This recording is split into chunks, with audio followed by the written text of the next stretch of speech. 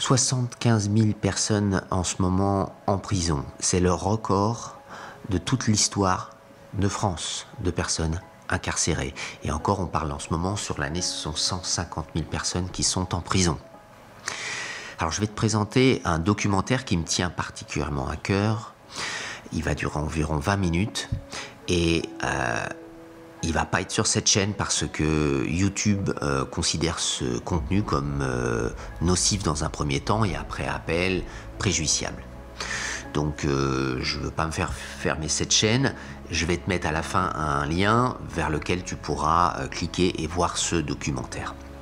Voilà, ça fait plus de 3 ans que je suis Gilles Martin, une personne qui a vécu plus de 7 ans en prison pour avoir braqué dans sa jeunesse des fourgons blindés, et il a perdu la plupart de ses amis les plus chers à la suite d'histoires de partage d'argent qui les ont rendus fous. C'est en prison que Gilles a compris une des problématiques les plus graves dont on n'est pas forcément conscient, c'est que plus de 80% des jeunes de moins de 30 ans récidivent dans les 5 ans qui suivent leur libération. C'est un massacre.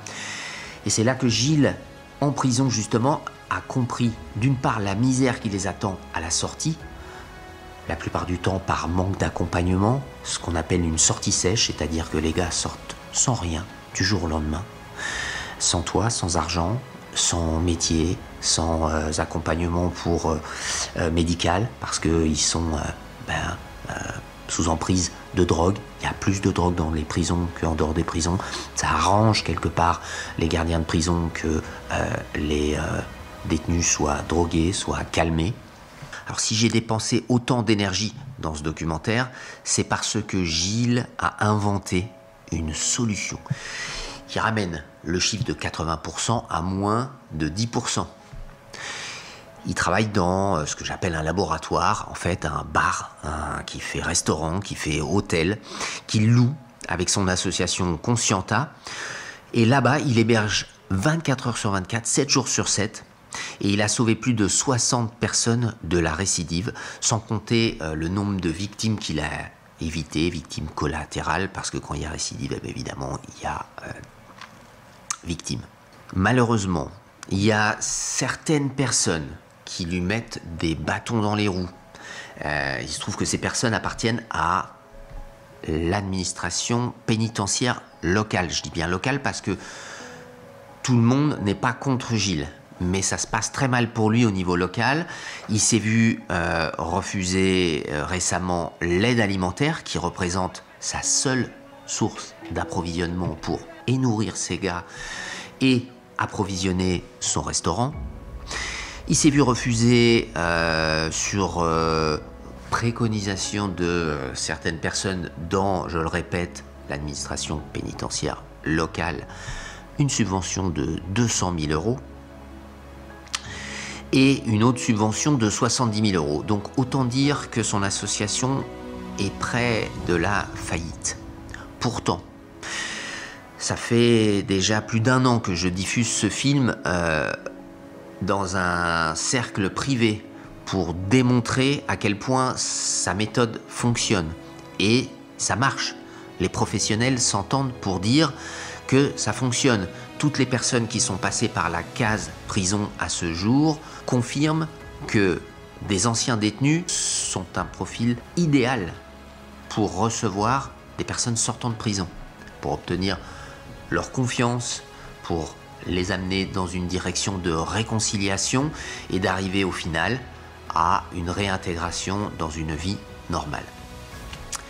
Alors, on peut aborder aussi le problème autrement, malheureusement, c'est que une personne qui va en prison, c'est une enveloppe d'environ 30 000 euros par détenu que la prison reçoit pour accueillir et gérer ce détenu.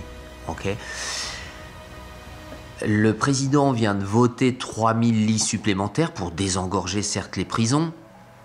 Un lit, on va dire que c'est considéré entre 160 et 190 000 euros pour englober toute l'infrastructure qui va avec. D'accord ? Donc 75 000 fois 30 000 et 3 000 fois 160 000, on arrive à 2,7 milliards d'euros. Donc il y a de quoi aborder la problématique sous un autre angle, sachant que les prisons se privatisent de plus en plus. Est-ce qu'on parle d'un marché?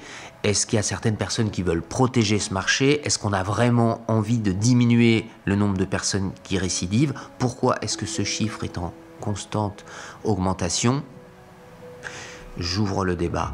À la fin du film, vous aurez la possibilité de cliquer sur un lien qui vous emmènera vers une page dédiée dans laquelle je montrerai des documents pour étayer mes dires, dans laquelle vous pourrez laisser votre email si vous le désirez pour que je puisse vous tenir au courant de l'évolution et que pour éventuellement vous puissiez, si vous êtes professionnel, si vous êtes de l'administration pénitentiaire et vous voulez vous joindre à sa démarche, si vous êtes psychiatre et que vous voulez apporter votre expertise et venir renforcer cette solution, vous êtes les bienvenus. Laissez votre email. Vous voulez faire un don, vous pouvez aussi faire un don et les aider grandement à tenir jusqu'à ce qu'ils retrouvent des fondations pour les soutenir et pour les aider à ne pas sombrer, à ne pas relâcher. Aujourd'hui, 60 personnes dans la rue, sans logement, sans situation, sans argent, sans famille. Voilà, donc je vous remercie, je vais laisser la place au film. Abonnez-vous ici, laissez-moi des commentaires, dites-moi ce que vous en pensez. Et je vous dis à bientôt. Merci en tout cas de m'avoir écouté et merci de regarder le film.